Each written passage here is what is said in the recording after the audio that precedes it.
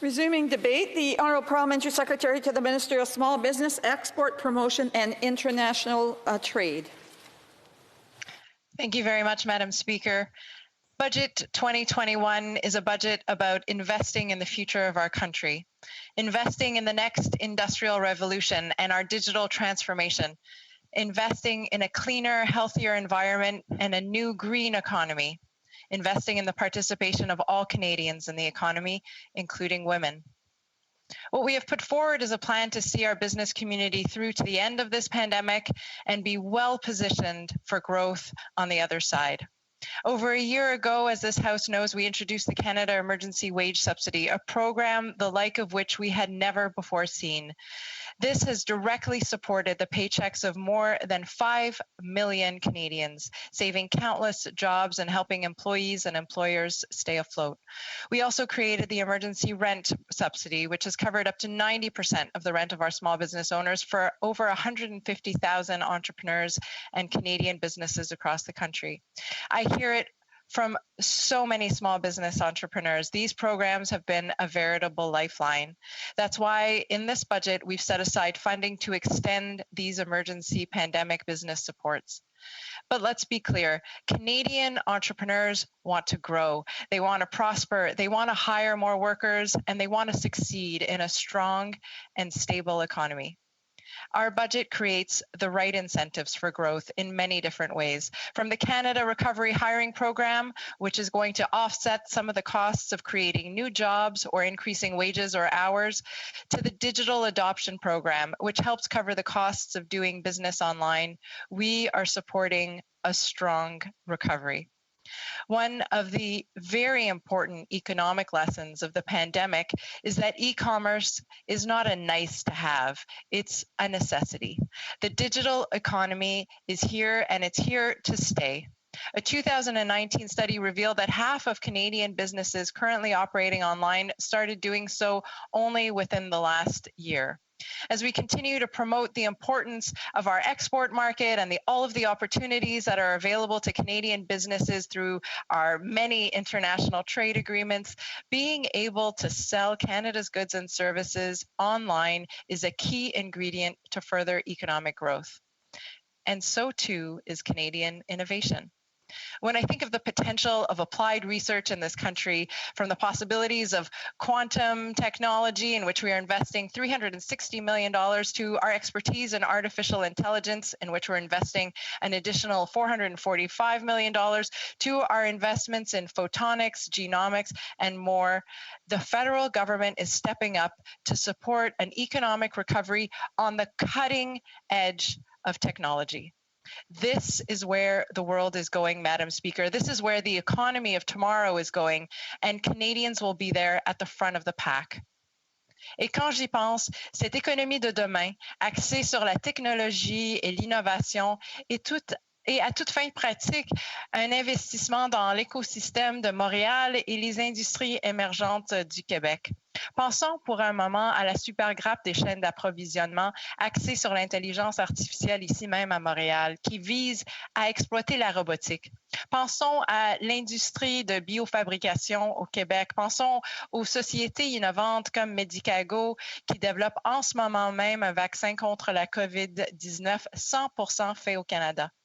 Nous sommes tellement chanceux d'avoir des institutions de recherche de premier rang, que ce soit l'Université de Montréal, Polytechnique, HEC Montréal, l'IRIC et bien d'autres. Elles seront primordiales pour renforcer notre capacité nationale de biofabrication. Pensons aussi à l'industrie de l'aérospatiale, une industrie basée ici dans la belle province qui contribue plus de 28 milliards à notre PIB. Le gouvernement fédéral reconnaît par son investissement de 2 milliards de dollars l'importance de nos industries québécoises. Ces investissements permettront à l'industrie d'être en bonne position une fois que les restrictions seront levées. C'est aussi une reconnaissance, Madame la Présidente, de la puissance des voix québécoises au sein de notre notre gouvernement fédéral. Quand les Québécois se demandent pour qui voter, soit pour un parti d'opposition ou un parti au pouvoir, quand les Québécois voient à quel point nous, en tant que députés québécois et en tant que caucus du Québec au sein du gouvernement, pouvons accomplir, la réponse est assez claire. Nous sommes là à porter notre voix au premier ministre et à la ministre des Finances afin de livrer la marchandise pour le Québec, afin de faire avancer nos priorités avec de l'argent, avec de la volonté politique et avec des résultats concrets dans ce budget. Et nous ne pouvons pas parler de l'économie de demain sans parler de notre plan pour une transition verte. Une transition que l'on ne peut repousser à un jour ultérieur. Nous y sommes là maintenant. Est-ce que le gouvernement fédéral dépense des sommes conséquentes dans ce budget? Oui. Ce sont de vrais montants qui reflètent une vraie intention de s'attaquer au changement climatique. Notre budget propose près de 18 milliards de dollars en investissement pour renforcer le plan climatique du Canada. Ces mesures mettent le Canada sur la voie d'une réduction de 36 % de nos émissions de gaz à effet de serre en 2030.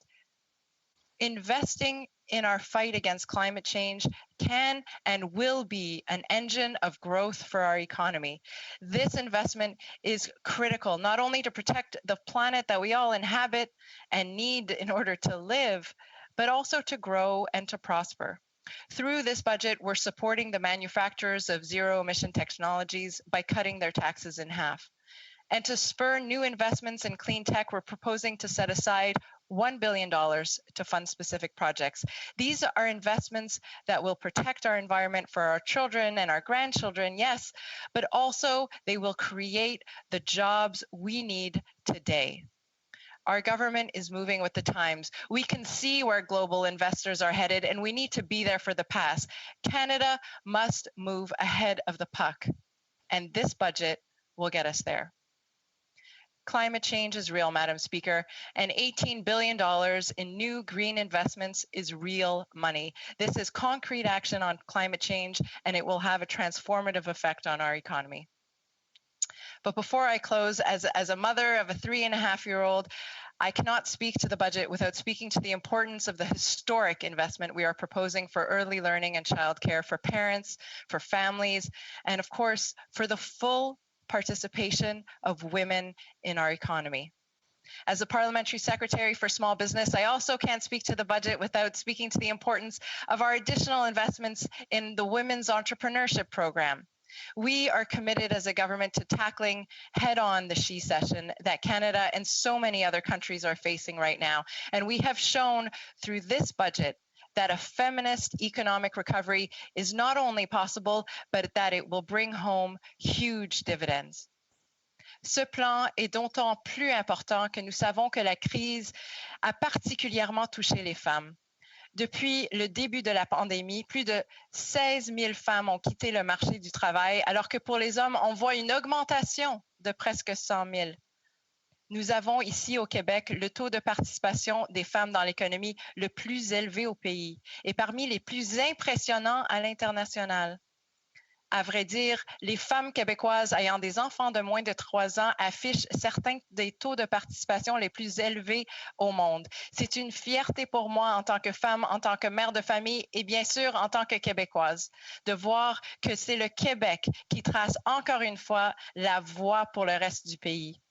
Avec notre plan pan-canadien d'apprentissage et de garde des jeunes enfants, nous avons un plan pour l'avenir du Canada.